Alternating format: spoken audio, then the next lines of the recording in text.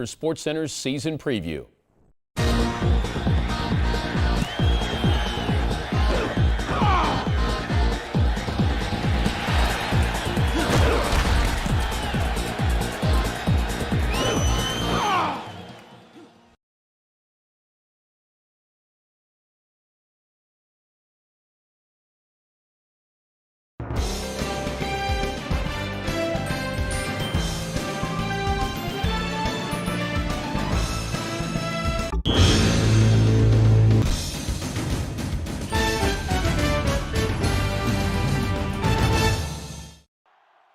We are live.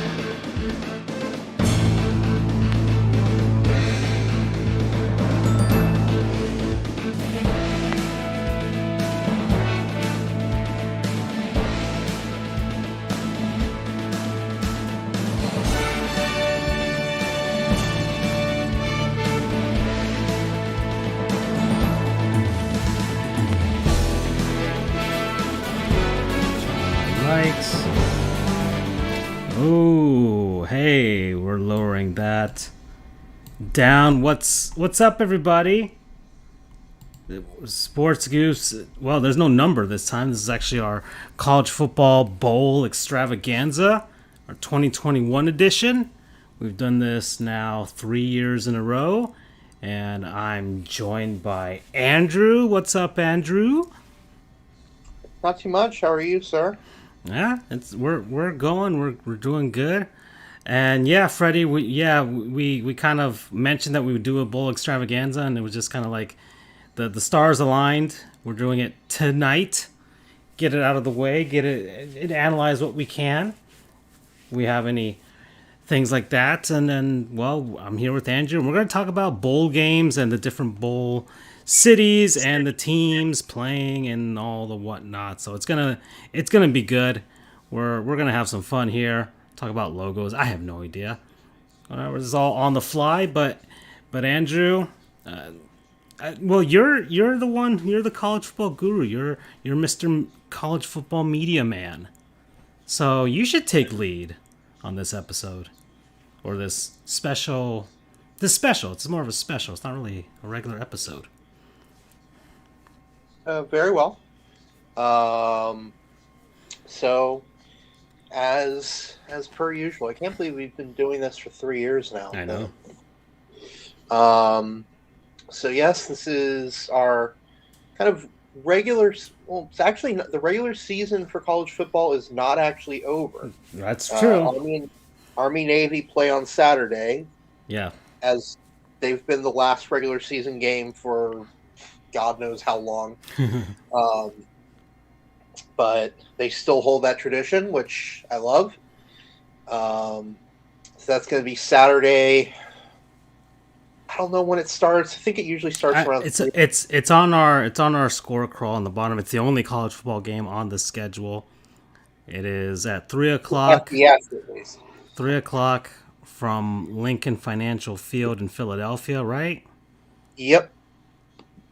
They've been holding it there for the past few years. They used to kind of rotate it a bit, but it's been held at the Link recently. What was it? Did it used to be like a home and home type of series where one? No. Or would it be like before, of course, was Veterans Stadium. Right, but they also held it a couple times at Warden's Play. Where?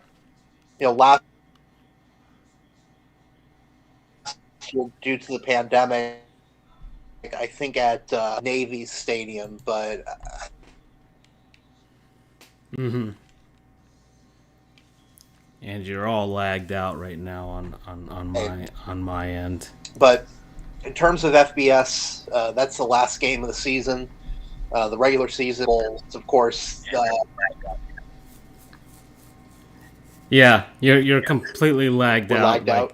you are. Everything else is fine. I'm getting a green bar on my streaming thing. So you're about like 5 seconds behind on anything that I'm saying. Although, can you respond to this right now? Yes, I can. Okay, all right. So you're back. All right, you're back. So you're back to being synced up with me. Okay, so that's the last regular season game for the college football season of 2021, or of all seasons, pretty much. And then, well, we get into the bowl games themselves. Okay, all right. So, Problem. yeah. All right. Well, where do we go from here, Andrew? We got. Well, I guess we should go in chronological order, right? Yeah. Again, let me start with the more important ones. That's the only way I've been able to find both the order, the games, and what cities they're being held in. Can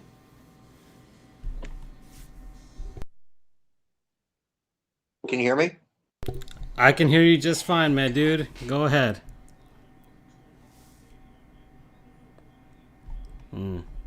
If not, Andrew, you can hang up and then we'll jump back in because we're still all lagged out.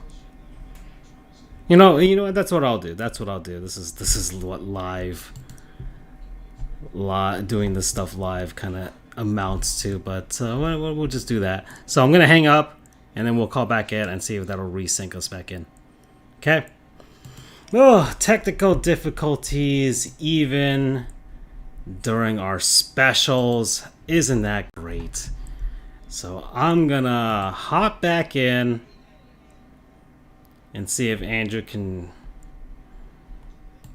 get synced back up with me. So let's just do that. Okay. Andrew, can you hear me? Are you there, my dude? Andrew? Oh, now he's gone. Now he's completely gone. Huh. Well, if not, I will have to delete this whole thing. Let me just tell him by text. Hey, can you hear me now, Andrew? I hear something back there. Hold on. Okay. Is somebody watching Netflix at your place? Eating up all the bandwidth. No, you have like a fiber internet connection or something like that.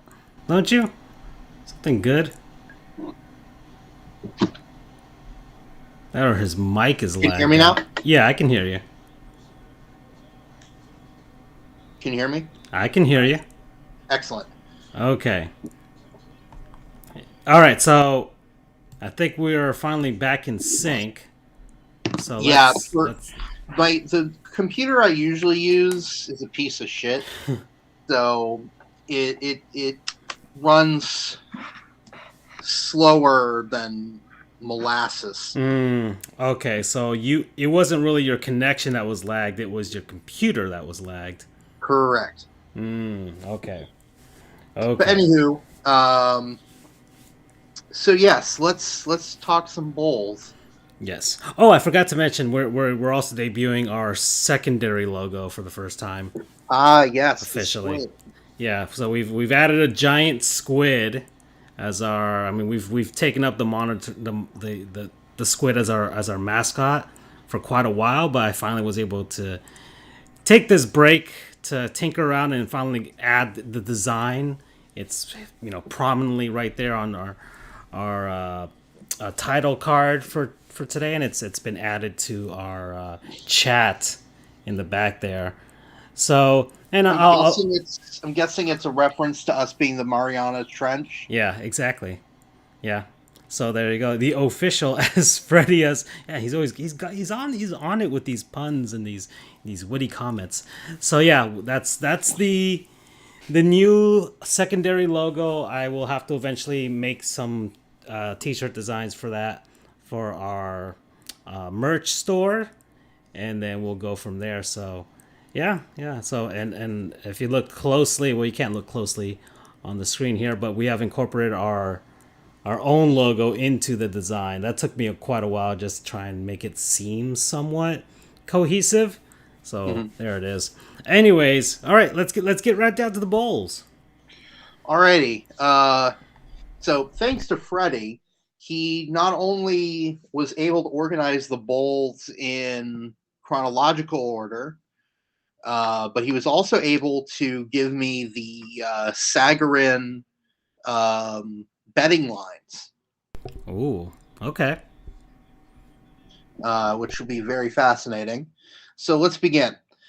First bowl game is the Bahamas Bowl, taking place in Nassau on December 17th. That is going to be 6-6 Middle Tennessee out of the CUSA versus 7-5 Toledo out of the MAC. The betting line has that one as Toledo favored by 8.6. Coming up next is the Cure Bowl out of Orlando. That's another. Is that one held at Camping World? Citrus Bowl, please. Citrus Bowl. Landshark Stadium. So yes, that one is 9-4 NIU, Northern Illinois, taking on 10-2 Coastal Carolina out of the Sun Belt. NIU's out of the MAC. That one has Coastal winning by 6.7. Next, you've got the Boca Raton Bowl, which I found out today I will be covering. Nice. All for right. RCFB. That one, of course, is in Boca Raton. Wait, no, that was the Conference USA Championship. That was what you covered last time over there at Boca. I also covered the Boca Bowl. Oh, okay, you covered both. Okay, all right. Back when it was covered by Cheribundi, and I hate to say it, but their cherry juice was not that good at all. Too tart for my liking. But now it's sponsored by roofclaim.com. Okay. So Boca Raton Bowl, that's on the 18th. That's going to be 8-5 Western Kentucky from the CUSA versus 10-3 Appalachian State out of the Sun Belt. That one has App State as 3.7 favorites. Next, also on the 18th, is the New Mexico Bowl featuring 7-5, your favorite team, UTEP. Yep, go Miners. Out of the CUSA versus the 9-3 Fresno State Bulldogs out of the Mountain West. That one, Fresno State 17.9. That one is Fresno is heavily favored out of that one. Although it's sort of, I mean, it's as close to a home game as UTEP can get aside from the Sun Bowl, because it's in Albuquerque, which isn't that far away from El Paso. That's very true. Actually, that'll be interesting because Fresno's in California, so that's a relatively close game for both, somewhat speaking. Moving on, Independence Bowl, Shreveport, also on the 18th. That's going to be BYU 10-2, Independent BYU versus the 8-4 UAB Blazers out of the CUSA. BYU very underrated this season. I don't know if you saw Freddie's comment that Fresno State also lost their head coach and their QB to Washington, so it shouldn't be that lopsided for the New Mexico Bowl. I'm pulling up the Twitch stream now. I forget to do that a lot, and I miss out on a lot. The menorah's still up. Cool. Fish old debut. Oh my god. So BYU Cougars 10-2, Independent, soon to be Big 12, in probably 2 seasons. Facing the UAB Blazers 8-4. That one has BYU 9.2. Next, you've got the London Tree Bowl in Mobile, Alabama. That's I will beat this dead horse until the day I die. Okay. Eastern Michigan should not be the Eagles. They should be the Emus. Yeah. I am going to beat that dead horse forever. That is such a missed opportunity to be the Emus. I mean, hell, their field is, they say it's because it's concrete to represent the industry in Ypsilanti, but emus have like grayish feathers too. It's perfect. The EMU emus. Whatever. Anyway, Eastern Michigan Eagles, 7-5 out of the MAC versus the 7-5 Liberty Flames Independent. That one has Liberty as 6.6 favorites. Lending Tree Bowl. Where the hell is that played? Let's see. Mobile. I think that's. Oh yeah. Okay. Yeah. I think that's at South Alabama Stadium. Mobile, Alabama, Hancock Whitney Stadium. Yep, that's the new USA Stadium, South Alabama. LA Bowl, brand new bowl, if I remember correctly, sponsored by Jimmy Kimmel. Okay. I'm serious. It's the Jimmy Kimmel LA Jimmy Bowl. Kimmel LA Bowl. Okay. Oh, it's at the new SoFi Stadium. Yep, in Inglewood. I'm not going to do that ever again. I don't deserve to make that preference. Anyway, LA Bowl, Inglewood, California. That's going to be the 10-3 Utah State Aggies out of the Mountain West versus the do it again. Versus the 7-5 Oregon State Beavers out of the Pac-12. That one has Oregon State as 4.3 point favorites. New Orleans Bowl in New Orleans, Louisiana, in the Caesar Superdome. The recently renamed Caesar Superdome. That's 7-5 CUSA Thundering Herd versus the Louisiana Raging Cajuns. There's so many Louisianas. They're actually not really. There's Louisiana Lafayette. LSU. Yeah, LSU, Louisiana. And then ULM, which is Monroe. Louisiana Tech. They're the Warhawks, I think. Anyway, Louisiana had a very good season this year. Just the one loss. They were in contention for quite a while to be the top group of 5 team if a few things had gone their way. If I remember, they are the Sun Belt champs. Merely 6.9 point favorites over Marshall. I'm kind of surprised. I thought it would be larger. Myrtle Beach Bowl. This one's brand new as well, if I remember correctly. A lot of these were supposed to begin last season, but were canceled or relocated due to the pandemic. Myrtle Beach Bowl in Conway, South Carolina. That is the 6-6 Tulsa Golden Hurricane. By the way, speaking of Tulsa, shout out to my kind of sort of alma mater Jinx. Jinx Trojans won the Oklahoma 6A1 high school championship, football championship over arch rival Union, 30-15 this past Saturday. Okay. And the reason I consider them my alma mater was because, one, both my sisters went there, and two, I went to elementary school as a part of their public school system. It works a little bit differently.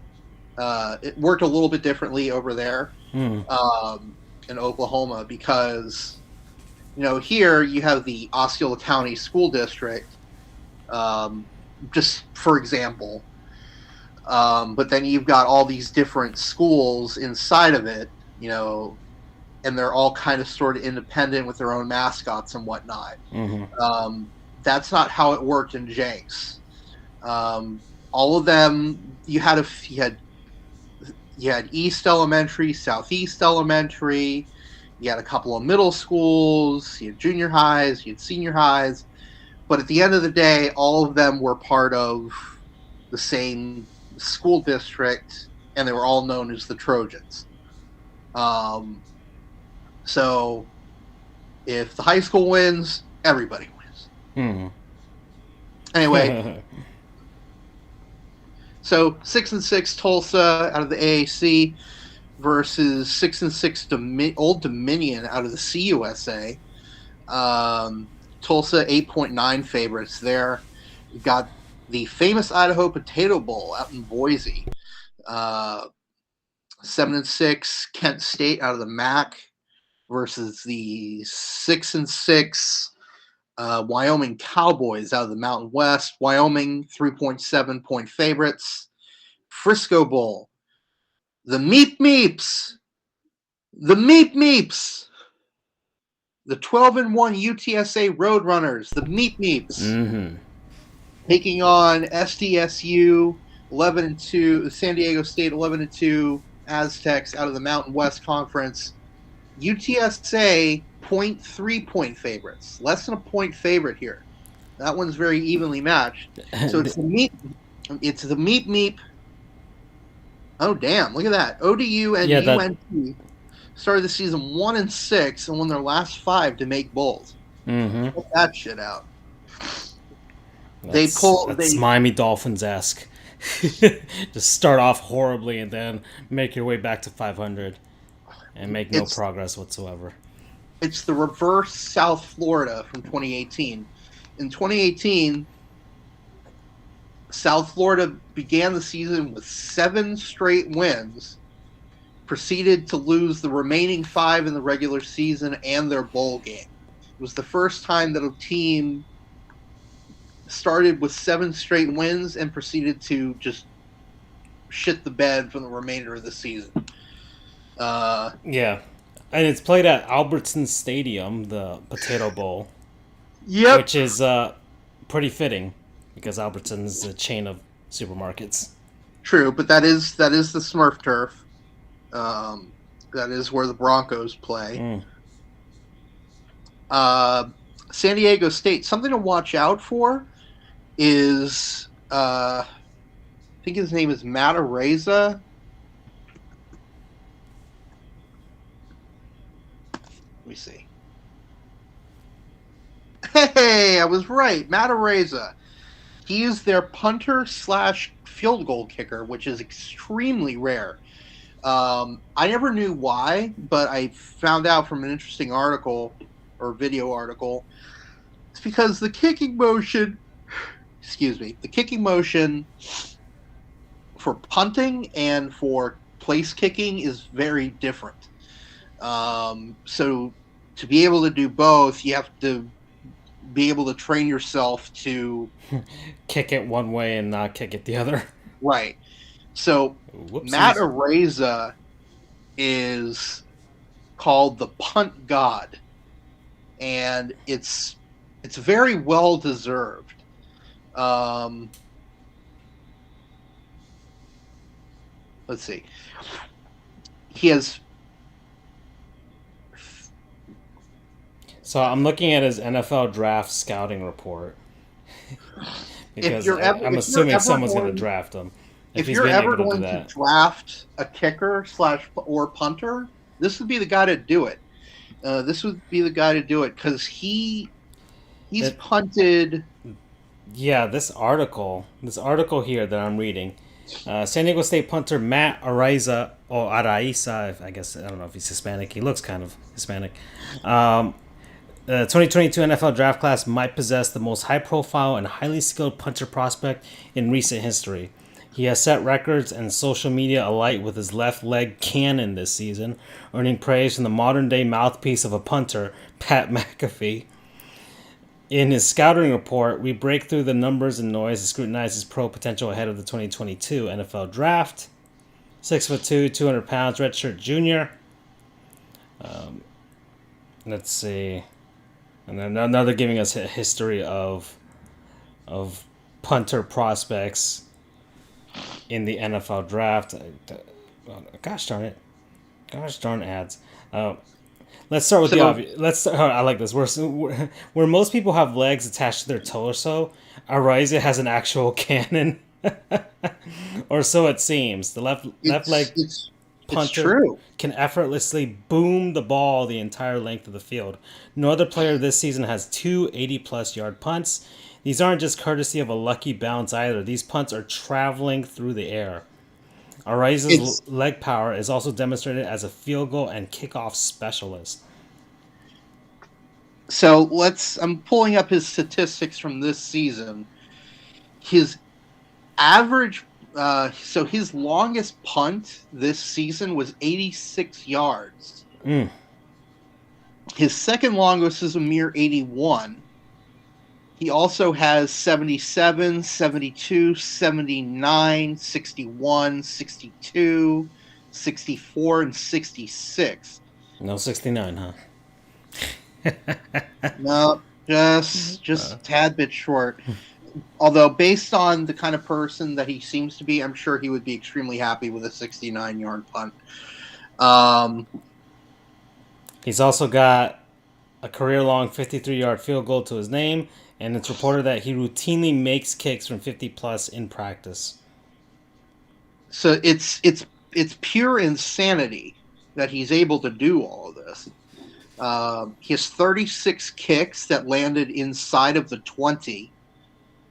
He has 39 punts that went over 50 yards. It's insane. It's a beautiful thing to watch. So that's a Matt Ariza. He'll be taking on the Meep Meeps at the Frisco Bowl. Moving on, Armed Forces Bowl. That's going to be 8-3 Army Independent versus 6-6 Mizzou out of the SEC. Army is 2.7 point favorites there. To be fair, most people would be happy with a 69-yard punt, even if they don't get the nice meaning. Yeah, that's true. But I think he would be especially happy with that one.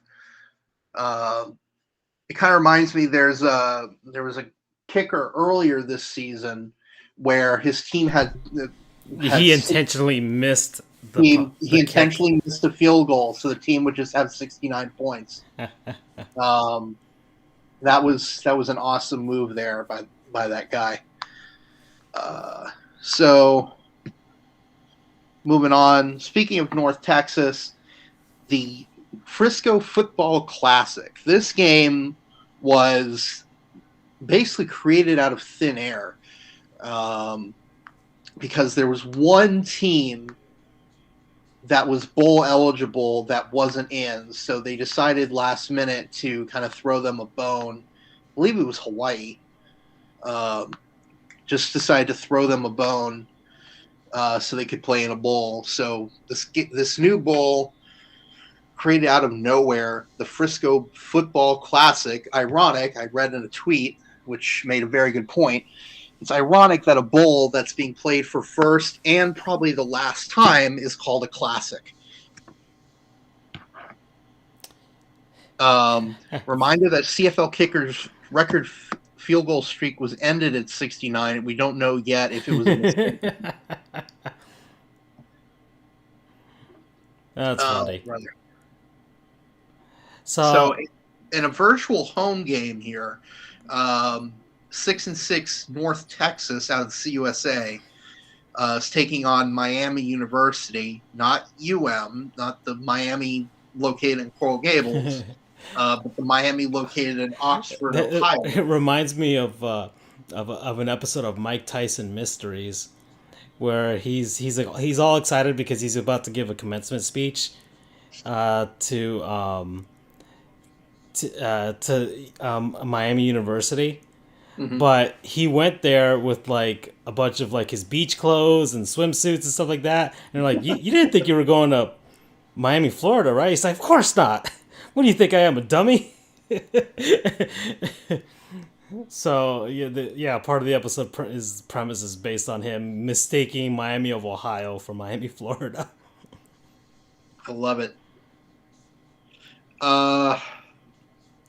So yes, UNT versus Miami. UNT is 0.1 point favorites, 0.1 over Miami. Very interesting. Now this next one, I've been looking forward to for a long time. And here we go. You guys better do it. It is the 6-6 Florida Gators out of the SEC facing the 8-4 UCF Knights out of the AAC in the Gasparilla Bowl. Oh boy. That's going to be fun because both teams suck this year, relatively speaking. There's not a clear favorite here. I mean, betting favorite says that Florida is up by 5. That seems fair because they haven't had to deal with the injuries that UCF has had to deal with all year. But Florida's just been a weird team this year. They took Alabama to the brink. I think that was Alabama's second closest game of the year, aside from the loss they had. I mean, hell, Florida played Alabama closer than Georgia did in the SEC championship. But I digress. So 6-6 Florida, 8-4 UCF. That is virtually a home game for UCF for many more reasons. For more reasons than one, because aside from the distance, we play there every other year when we face South Florida. It's only a 90-mile drive, which is, I'll say, like an hour and a half, 2 hours from Orlando. Yeah. And then Florida, Gainesville is pretty close to Tampa too, relatively speaking. Compared to some of the older bowls they could have been eligible for. So it's going to be a packed house. I'm sure it's going to be basically 50-50 between UCF and Florida fans. That's going to be fun to watch. And not just because I'm a UCF fan, but that's kind of a, who gets bragging rights in the state for the year, because I think they're like two. I think they're only whatever. I'm ranting, but anyway, speaking of the aforementioned Hawaii Bowl, the Hawaii Bowl taking place in Honolulu. That is going to be. So where's that played? The Hawaii What's Bowl. Where does the Hawaii Bowl be played? At their home stadium? Yes. Well, yes and no. So their old stadium, Aloha Stadium.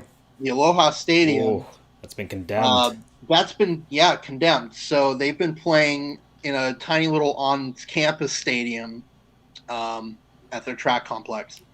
Clarence T.C. Ching Athletics Complex. Okay.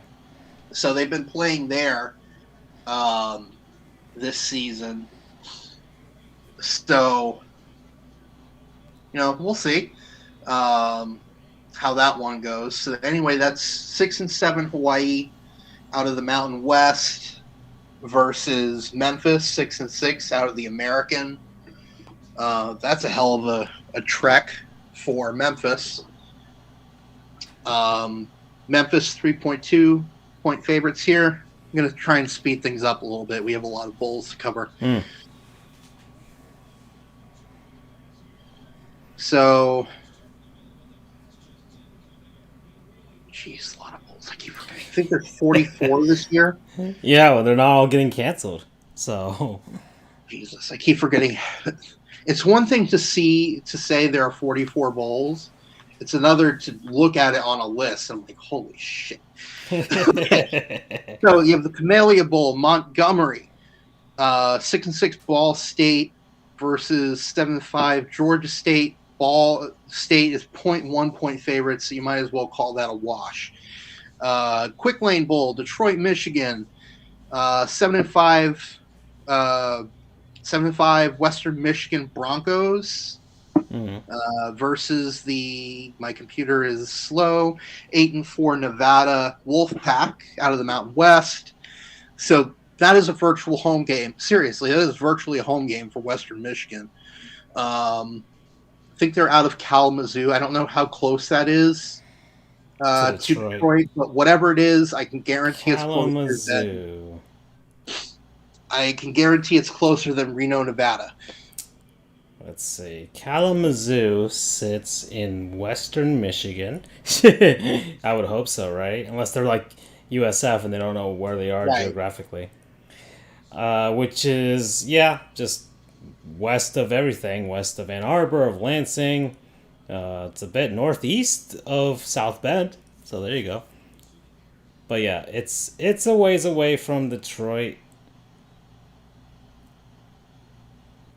Okay. Anyway, Nevada, 7.1 point favorites there. Military Bowl, Annapolis, Maryland. That is held at Navy's home stadium. Fun fact, Navy is the only team in the American Athletic Conference that plays in a capital city of their state. Oh. Anyway, Military Bowl, you've got the 6-6 Boston College Eagles versus the 7-5 East Carolina Pirates out of the AAC. BC is 1.3 favorites. You've got the Birmingham Bowl at the brand new Protective Stadium, home of the UAB Blazers. Prior to this year, the bowl, UAB played at Legion Field, the old grade lady. But finally, UAB, man, talk about an upward trend they've been on. They were dead. Get disbanded in 2014. They're revived from the dead, get a brand new practice area, a brand new stadium. They've won the conference once, I think, and they've made it at least to the championship one other time. I mean, they're doing great. Yeah. I mean, this year they went 8-4. They're playing BYU in their bowl game. That's huge. You know, good on you, UAB. Stick it to the man. As for the bowl itself, 6-6 Auburn versus 11-2 Houston. Houston, of course, was the runner-up in the American Athletic Conference, lost to Cincinnati. We'll get to them in a moment. Auburn, 3.7 point favorites there. First Responder Bowl, Dallas, Texas. That is going to be 6-6 Louisville versus the 9-3 Air Force Falcons. Air Force, 1.2 point favorites there. The Liberty Bowl, Memphis, Tennessee. That is the Big 12's Texas Tech Red Raiders, who are 6-6, versus the SEC's Mississippi State Bulldogs, 7-5. Mississippi State, 7.9 point favorites there. The Holiday Bowl, San Diego, California. That is going to be NC State, 9-3 NC State out of the AAC versus 8-4 UCLA out of the Pac-12, and that is NC State 2.5 favorites. Guaranteed Rate Bowl, which, if I remember correctly, is played at what it used to be called Bank One Ballpark, whatever the hell it's called now. What, they changed it from Chase Field? Is that what it's called now? I mean, yeah, I think so. Chase Field. Yeah, it's still where the Diamondbacks play. I still remember its original name, which is the Bank One Ballpark. Bob. Anyway, guaranteed. Oh, and just doubling back to UCF really quick. According to someone, UCF sold out its allotment. So back in 2017. Oh wait, hold on. So back in 2017, UCF sold out its ticket allotment of 12,500 for the Peach Bowl. Someone apparently UCF has already surpassed that for the Gasparilla Bowl. Holy freaking crap! I wish I could go, but fuck you, COVID. It's one thing to cover a game in a press box where it's a few dozen people that are relatively spaced out. It's another to go to a game where it's going to be 60,000 people with no spacing. Mm-hmm. Honestly, I don't know the next time I'm going to be able to go to a game in person, not covering as media. But damn, I wish I could go to that one. Oh, well. Tickets were dirt cheap, too, through UCF. I think they were like $16. That's not bad. Through UCF, so you're actually supporting the team as well. Whatever. Ironically, I'm watching the Montreal, the Canadiens Lightning game, and apparently one of the sponsors for the Canadiens stadium is called Rona. The Habs. NHL's happening right now. But yeah, the Habs are, well, hopefully they can hang on here. I mean, they're like the second worst team in the league right now. So it was very much a Cinderella run for them to try and make the Stanley Cup Finals, and I know, like that was same thing with the Stars. They just kind of fell apart last season. Yeah. I think they were just tired and gassed from the injuries, because this season they're all right. They're all right this season. So I think they'll find their way back. Them and Colorado. Colorado's kind of had a slow start to the season. Oh, look at that. Syracuse Villanova basketball team. Oh yeah, the Jimmy V Classic. It's always I feel bad for that presented by Corona. I feel bad for that company because they had that name long before coronavirus was a thing.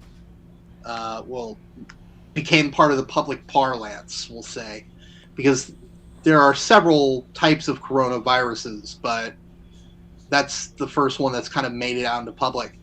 Anyway, Guaranteed Rate Bowl, 6-6 West Virginia versus 8-4 Minnesota. Minnesota 5.6 point favorites there. Fenway Bowl, 6-6 Virginia versus 8-4 SMU. Another baseball stadium hosting a bowl game. Mm-hmm. And it was funny. RCFB tweeted out that if you're a baseball fan, you should attend the Guaranteed Rate Bowl, the Fenway Bowl. Because we might not be going for quite a bit. The last time you'll see a sporting event in those stadiums for quite a while, which is sad but true. SMU 1.1 point favorites there. Pinstripe Bowl. I just lump all the baseball stadiums together.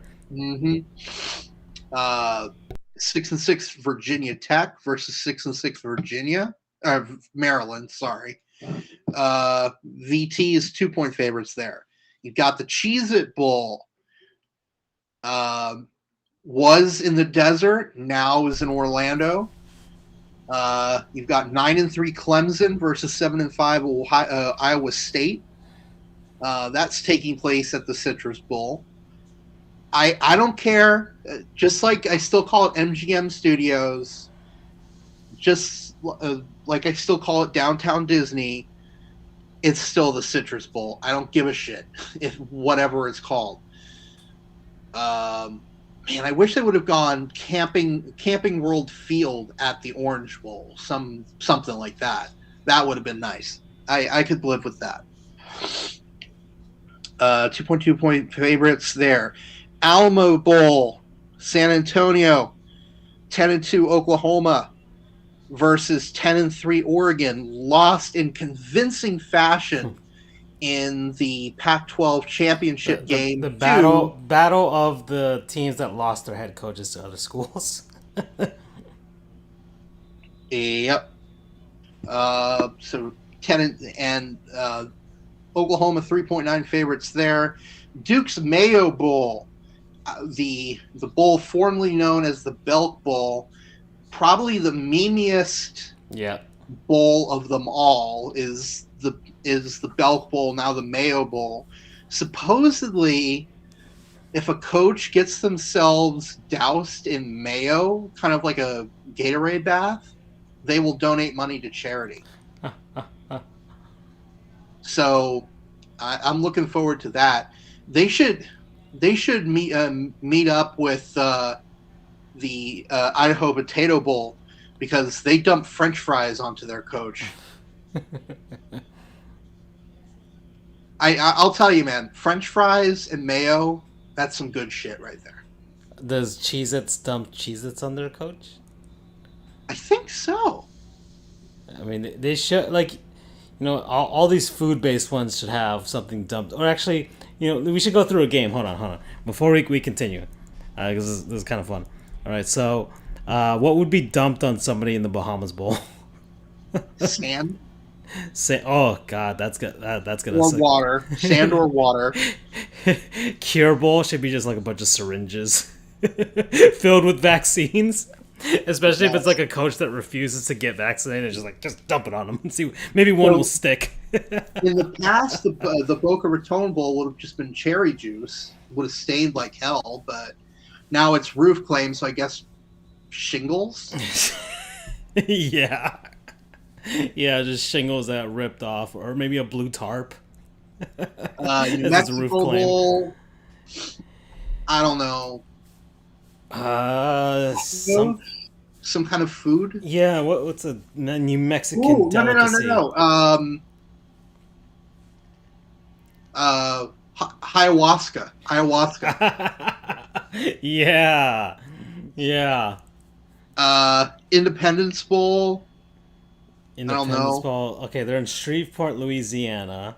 There's no sponsor for it, right? So there is, just it's not listed. Okay.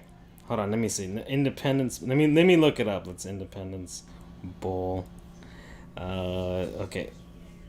The Radiance Technologies Independence Bowl.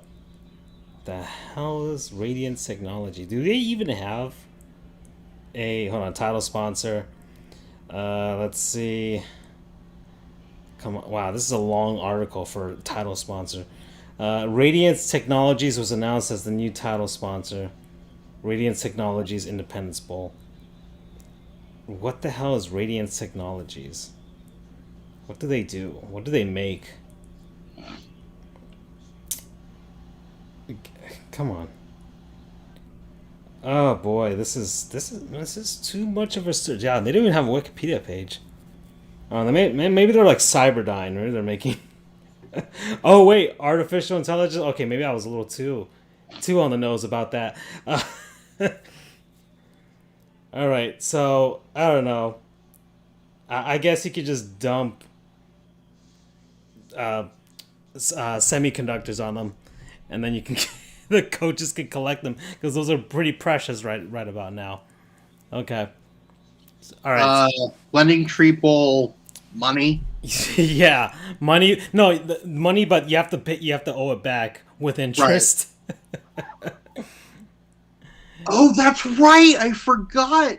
PUBG sponsors the New Mexico Bowl this year. PUBG, like the game? Yep. All right. What? It wouldn't be V-Bucks. I don't know what PUBG has with regards to microtransactions. Frying pan. Oh, okay. The game is famous for its frying pans. Okay. So, bludgeoned by frying pans. LA Bowl, sponsored by SoFi. So. Well, I thought that was Jimmy Kimmel. Oh, right. Sorry. LA Bowl. So. Oh. I don't know. I don't know what. View cards. I don't know. Maybe some of the Maybe some of the paint that Jimmy Kimmel used to do blackface back in because people keep getting on him for that. By the way, Panthers are up 2-1 over the Blues right now. Yep. Okay, New Orleans Bowl, naturally, that's got to be beads. Okay, yeah, it's just called Myrtle New Orleans Beach Bowl. Bowl is got to be sand or water.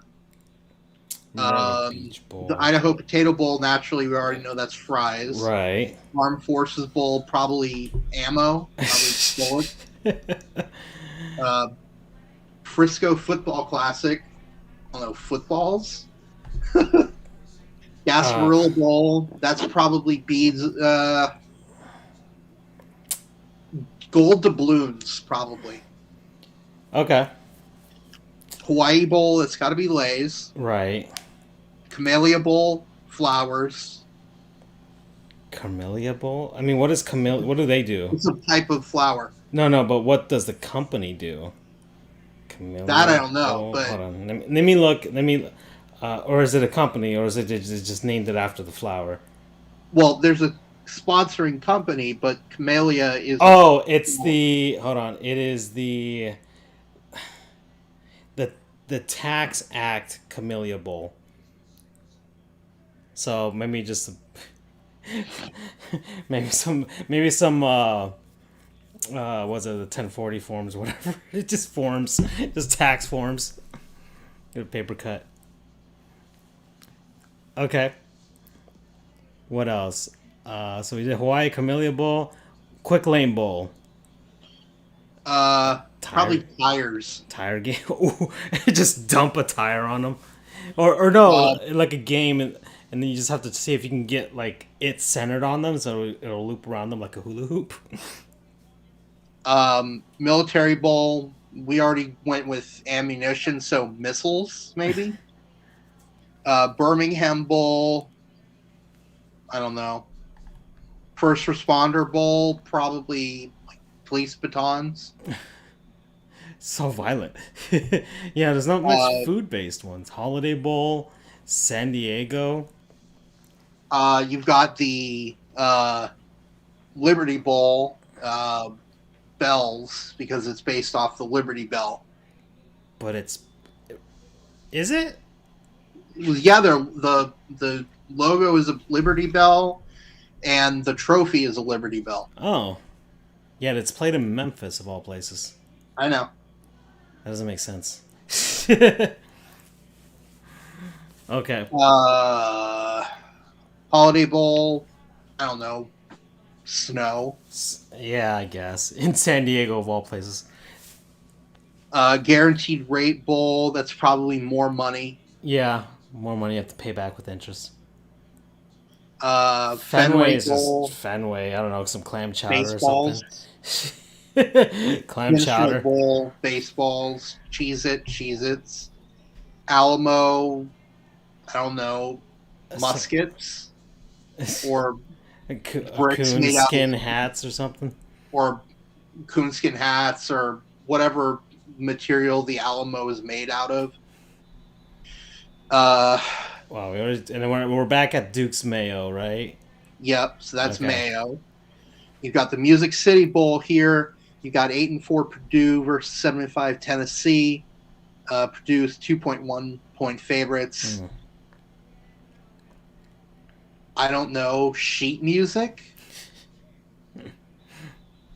Ooh, it's Nashville, so guitars. Yeah. Or guitar picks. That's actually slightly more viable. Las Vegas Bowl. That's got to be poker chips. Yeah, probably. yeah. Casino chips. Casino. Yeah. Oh wait, I skipped a bowl. Peach Bowl.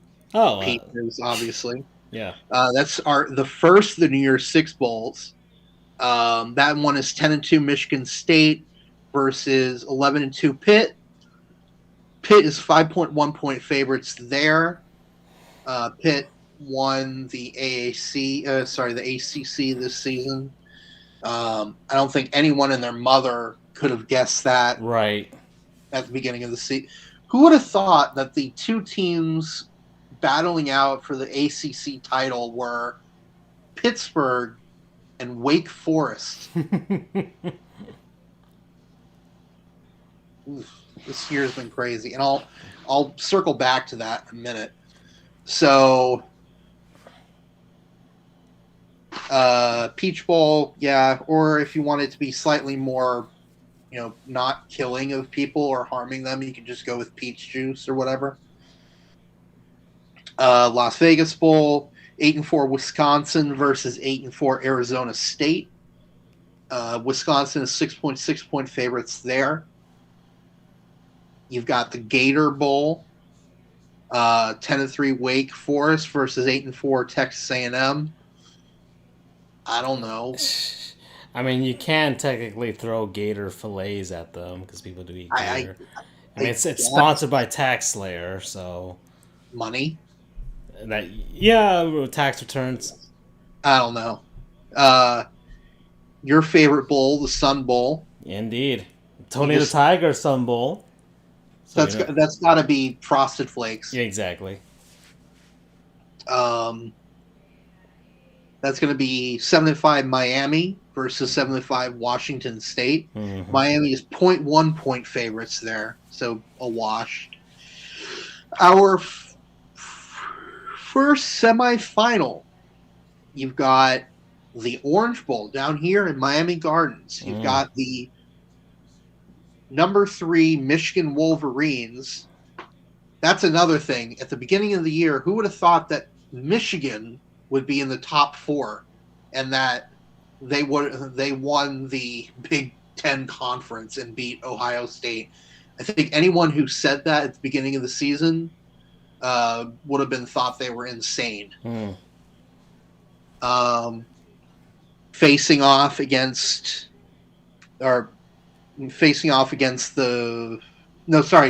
Michigan's 2, Georgia is 3. UGA is 5.1 point favorites there.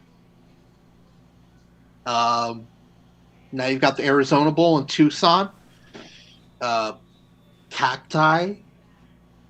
Or Orange Bowl is naturally orange juice. Right. Which... I mean, they already give a trophy with a bunch of oranges inside of it. That is true. They do get a trophy with oranges. Which I have a bit of a expose, if you will.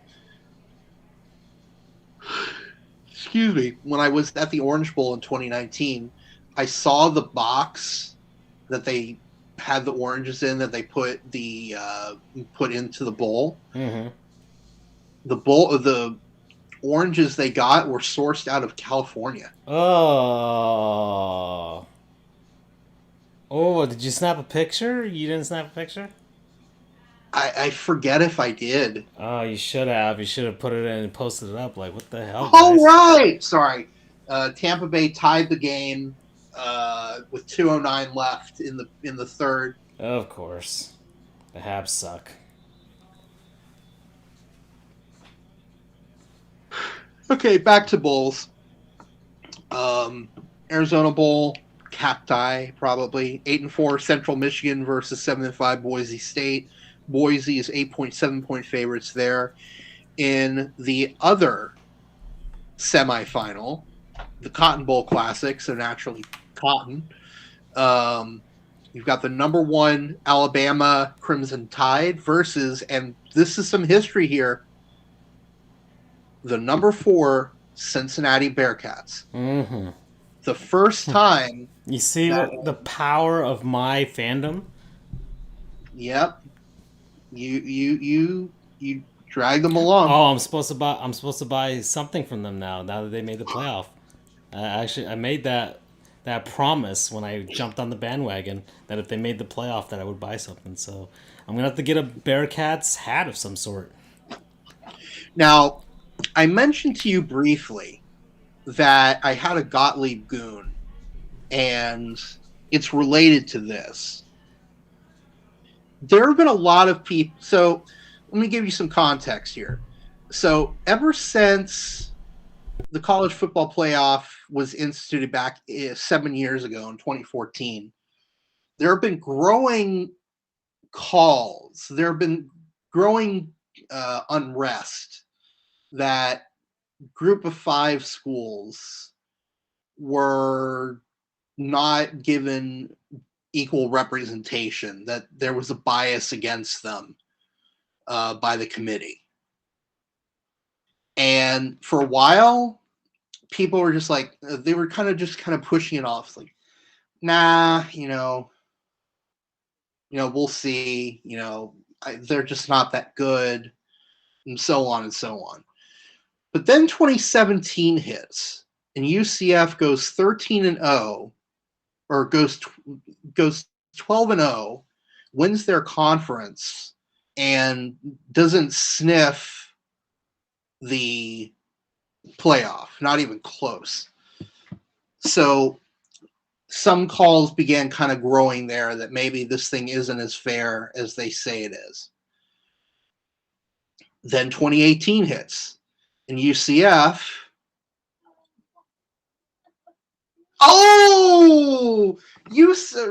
Tampa scores 37.1 seconds left in the third to take a 3-2 lead.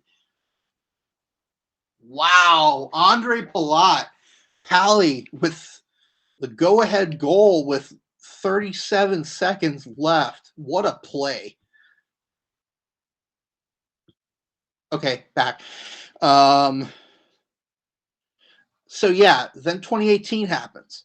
UCF again goes 12-0, and bear in mind their bowl win in 2017 was against Auburn, the only team that beat Alabama and Georgia, who both went to the national championship. So nothing makes sense. UCF runs the table again. Mm-hmm. Still nowhere close to getting into the playoff. At that point, people were like, okay, some weird shit is going on here. They are holding these group of 5 schools to a standard that no other team in the Power 5 is expected to do. And it's pure luck, basically, if a group of 5 school can get the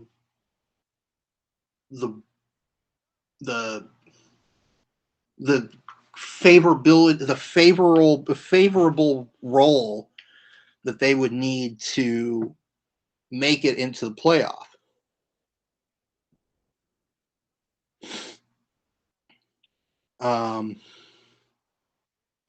So anyway, they finally got it.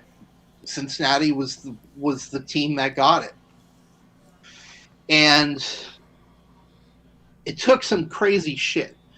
So it took going undefeated, which is very rare. They are the only team in FBS that went undefeated this season. So it took that. It took the fact that they beat a top 10.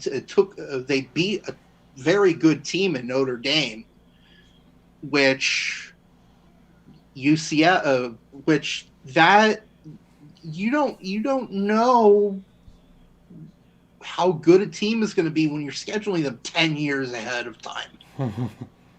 This isn't like every other college sport where you set your non-conference schedule the year of. Yeah. There are games where kids playing in them are in elementary school right now. It's insanity. So you don't know, is a team. So that's luck. But then there's like 5 different things that need to go a group of 5 schools' way in order to make it in. The other one is the other conference leaders have to be shit. Apparently so. Because, so look, you've got the ACC. The ACC's one and only chance was Clemson because they were highly ranked at the beginning of the year. They fell apart. Pack. Their one and only chance was Oregon, And they shit the bed in the last 2 games. They blew it. Oklahoma blew it. They were ranked in the top 4. They lost to Oklahoma State.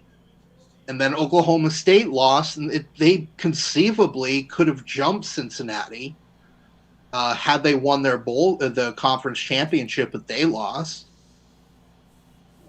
So the only conference. So then you've got number 1 Georgia, who's only in the playoff because they had been ranked number 1 the whole fucking season, or ever since Alabama lost to Texas A&M. You can't expect the number 1 team to drop out of the playoff when they lose to the number 3 team, which is Alabama. Mm-hmm. So it was to be expected that they would probably fall to like 3rd. So you have 2 conference champions in here that actually were within striking distance of being in the playoff. You've got SEC, to be expected, and then the Big 12. If Cincinnati had 1 loss, they're not in the playoffs. Nope. Every other conference champion has at least 1 loss. But I don't know. I'm venting. But so anyway, Cincinnati finally makes it in, and here's where my Gottlieb goon comes into play. I'm picking on Kirk Herbstreit because he is a POS for the way he said this, but by no means is he the only person who has either said this or something similar to it. He tweeted at 5:19 today, after 7, all caps, after 7 years of bitching and complaining from a vocal minority that the CFP system is rigged and that the quote-unquote small guy will, all caps, never get a chance. Haven't heard much from you last couple of days. Everything okay? What's the next conspiracy theory? Can't wait, because that one is history. Oh.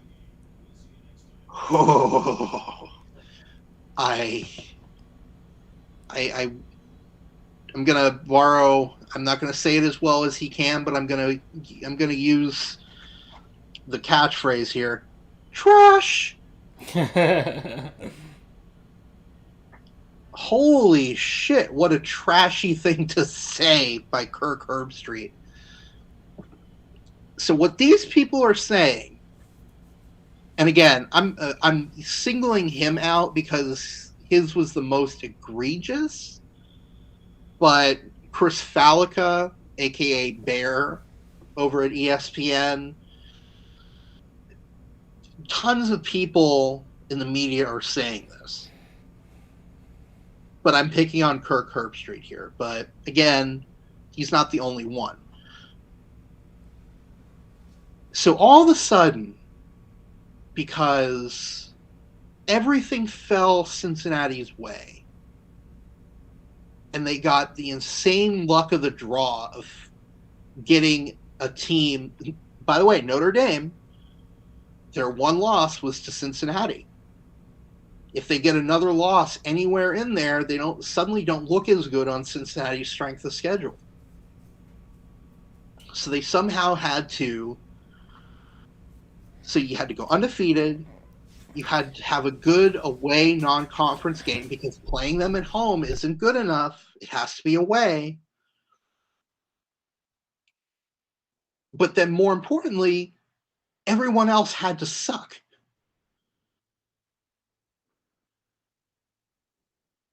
And now all of a sudden everything is hunky-dory.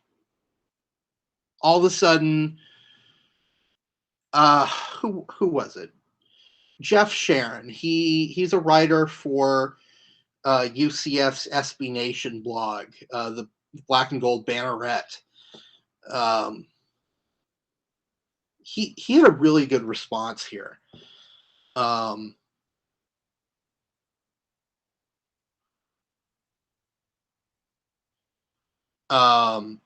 One data point neither proves nor disproves a trend, Kirk Herbstreit. But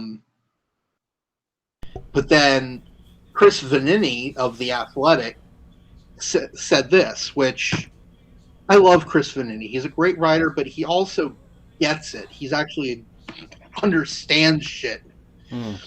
He tweeted, quote, Cincinnati getting in the CFP is not a sign that the system is fair. It took a remarkably unlikely string of events for it to happen. We can celebrate that without acting like things are fine. UCF won 25 straight games and never even got considered. Just expand this thing so we can enjoy and celebrate the things on the field without immediately arguing over what it means. So thank you to Chris Vanini, Jeff Sharon. You know, they understand this shit for what this really is. For all these people to suddenly say everything's fine, the system is working. You know what? I was going to say that the system is working fine. It is working fine, as they intended, which is to keep the group of 5 schools out as long as possible. And honestly, if UCF doesn't go on that 25-game win streak, you notice in the rankings after that streak, the group of 5 schools started to get a little more love from the polls. So it took 7 years of momentum, including a 25-game win streak by UCF, Houston beating Oklahoma in the Peach Bowl in 2015. It took this momentum that finally culminated in one team getting in only after the most insane circumstances. So yes, the system is working perfectly as designed. It's not a fair system at all.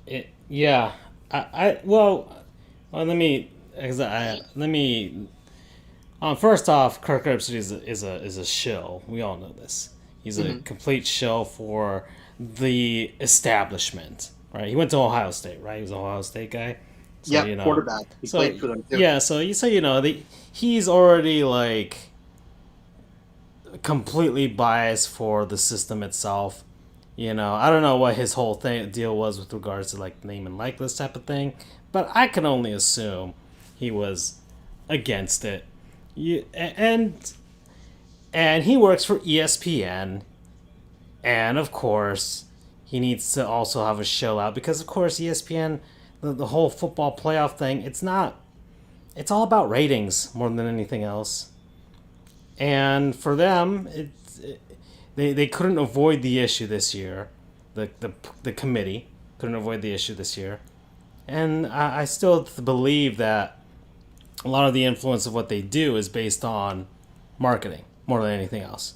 What's the biggest market? What can we market towards to get people going, right? So I when the whole playoff committee thing started, the whole college football playoff, I thought it was basically just going to be, all right, well, they'll just pick teams from each of the regions and then go from there. But apparently it's just like, okay, pick 2 SEC teams and then whatever ACC or Big 10 or Big 12 or Pac team is left, right? And it seems to have worked that way for the most part since then, right? Like somebody brought up the point here on Twitter, like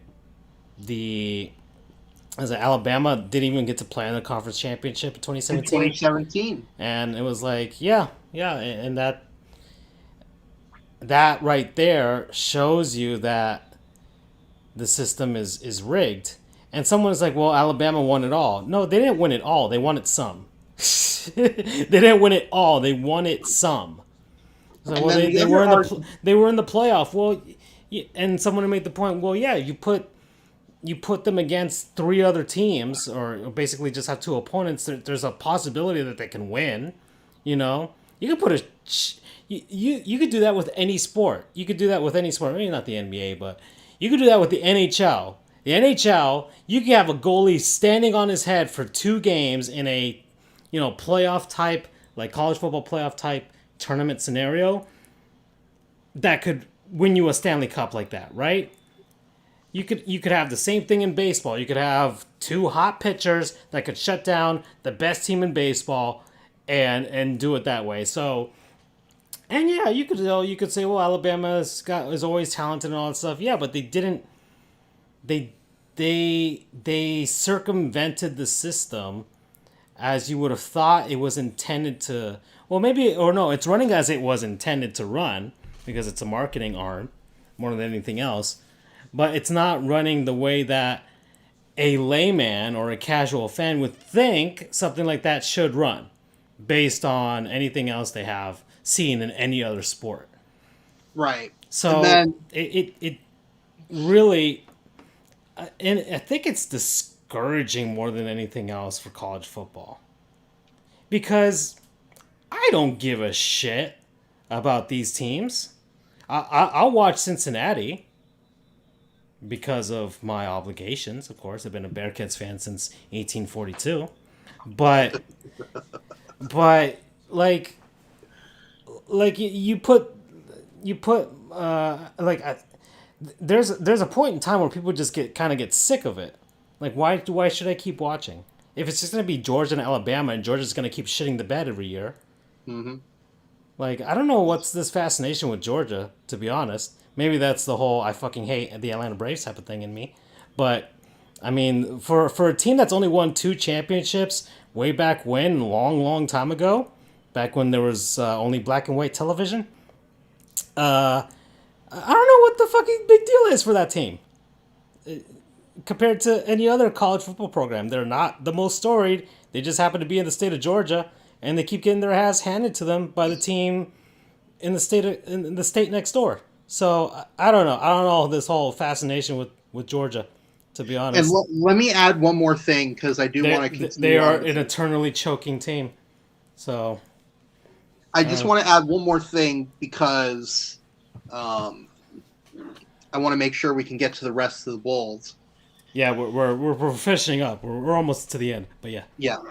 So Fox CFB, their CFB Twitter account, posted a graphic showing which teams had made it into the playoff every year, 2014, 15, 16, whatever.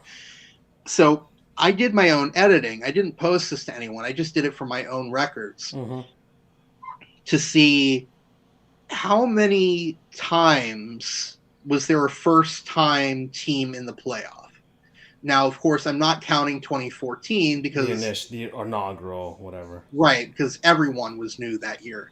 So you had Alabama, Oregon, Florida State, and Ohio State.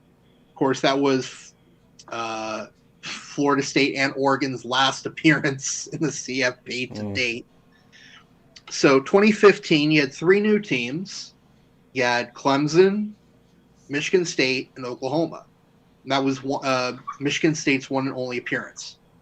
2016, you had 3 returning. You only had 1 new school, and that was Washington. That was their one and only appearance. In 2017, the only new team was. Oh, and then 2016 was Alabama, Clemson, and Ohio State. 2017, you had Clemson, Oklahoma, Georgia, and Alabama. Only 1 new team there was Georgia. 2018, you had Alabama, Clemson, Notre Dame, and Oklahoma. Notre Dame was the only new team. 2019, the Oklahoma was Ohio State, Clemson, Oklahoma, and LSU. LSU was the one and only team, and that was their one and only was the 1 new team, and that was their one and only appearance. 2020, no new teams. All 4 teams had been in the playoff at least once before. You had Notre Dame, you had Ohio State, you had Clemson, and you had Alabama. This season, there are 2 new teams. So for the first time since 2015, have there been multiple teams to make their first appearance in the playoff. And this time it's Michigan and Cincinnati. Enough said. Yeah. Uh, And then you okay. and even then I could even go back to conspiracy theory. Like, okay, you have your two SEC teams, which is basically Georgia and Alabama, which apparently have a standing order to always be there for some reason now. And look, Alabama, I get. Okay, it's hard to avoid the issue that they're really, really freaking good, and Nick Saban is I don't know. He must have sold something to the devil to be this good for this long. And then you've got, but even then, I see Michigan like, yeah, that's their Ohio State replacement. So, you know, oh, it can't be Ohio State. Okay, I guess it'll just have to be Michigan then. You know, Yeah. and then just they looked at once again they looked across the board. It's like, fine, Cincinnati. So okay, all right. Let's keep going. Moving on, the Outback Bowl. Throw some bloomin' onions on the guy. Yep, and actually they do have a bloomin' onion mascot. Yeah, there we go. There you've got 7-5 Penn State versus 8-4 Arkansas. Penn State 4.5 point favorites there. Got the Fiesta Bowl, sponsored by I don't know who the hell anymore. I thought it was PlayStation. Was it still PlayStation? I forget. Hold on, But let me look. I think it was PlayStation. I swear to God, Tostitos. That was the perfect sponsor. It's still PlayStation. So, well, Tostitos if it's PS5 that you're throwing on top of the guy, then you gotta watch out because there's gonna be people just like tearing him apart just to get some.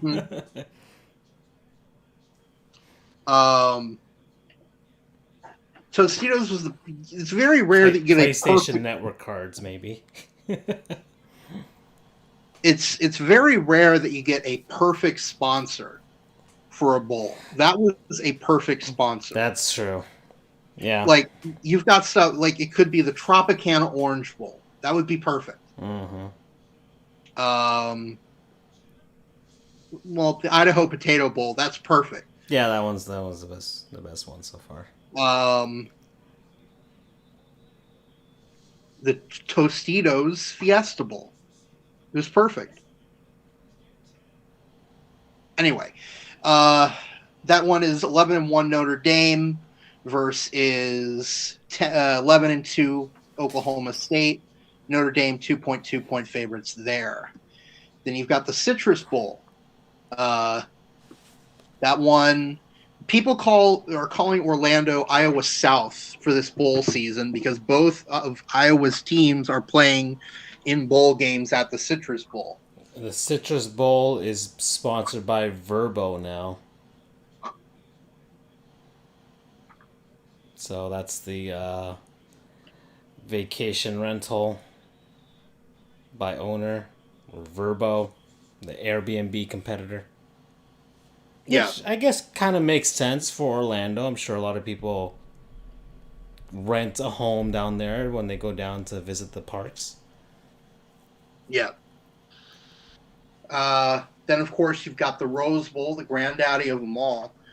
Citrus Bowl is 10-3 Iowa versus 9-3 Kentucky. Iowa's 0.8 point favorites there, so a wash. You've got the Rose Bowl. That one is 10-2 Ohio State versus 10-3 Utah. Ohio State is 7 point favorites there.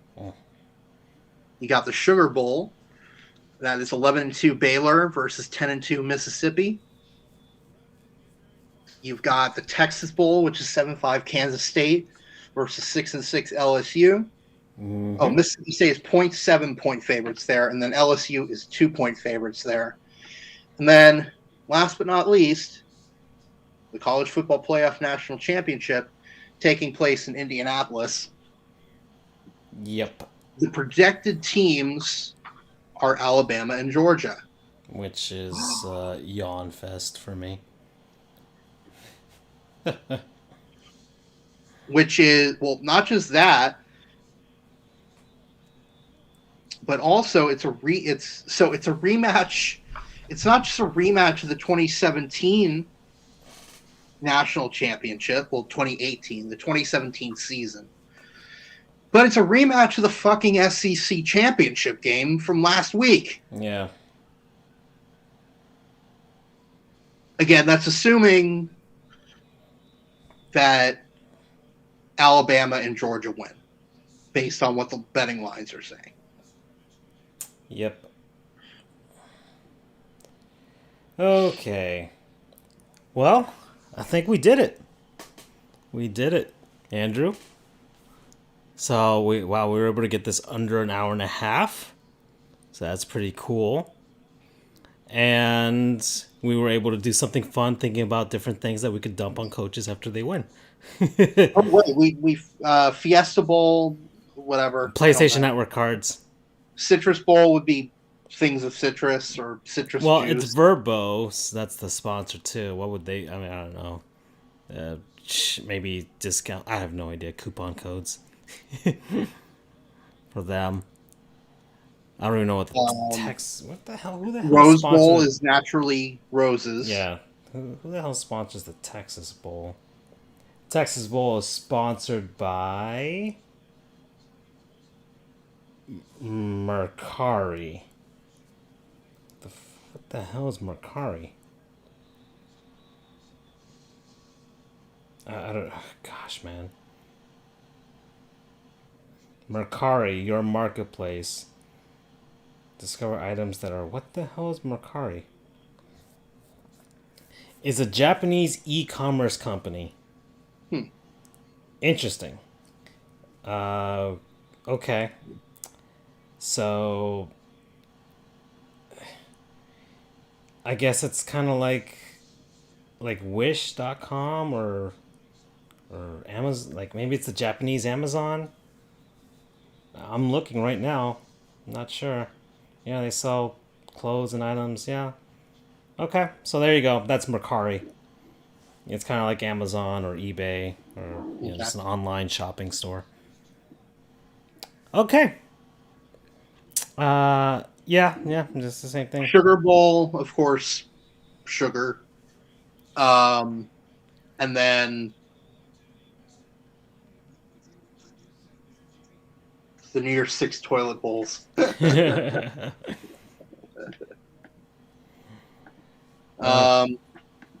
So I don't know. Do you have any questions about the bowls, or maybe briefly discuss some of the other news going on in college football, or would you like to call it an evening? I think that's it, Andrew. I think we're going to call it. We got through all of them. That was what we wanted to do. We should start a tradition for next year. Well, I guess there's really not much to change unless the bowl sponsors change. Yeah. What to dump on Coach's head. I'm gonna post that to RCFB. What? Yeah, engage what people same- would put, because then you could get more of like, okay, you could do it based on who the sponsor is. You could based on what the location is. Maybe some people can come up with something more creative, especially if they're from the place that's hosting the game. So yeah, that would be a nice thread. That'd be pretty cool. Yeah, you should do that. And then we could come back with the results in the actual next canon episode. Yeah. Okay. I like it. All right, everyone. Thank you for joining us for the third ever College Football Bowl Extravaganza. We do this every year, much like we do the NFL draft, the NBA draft, where I try to kill myself by the end of it. So, well, we're gonna keep going with these every year. So, thank you for this edition. Thank you, Freddie, for joining us, and we'll see you guys after New Year's. Auf Wiedersehen.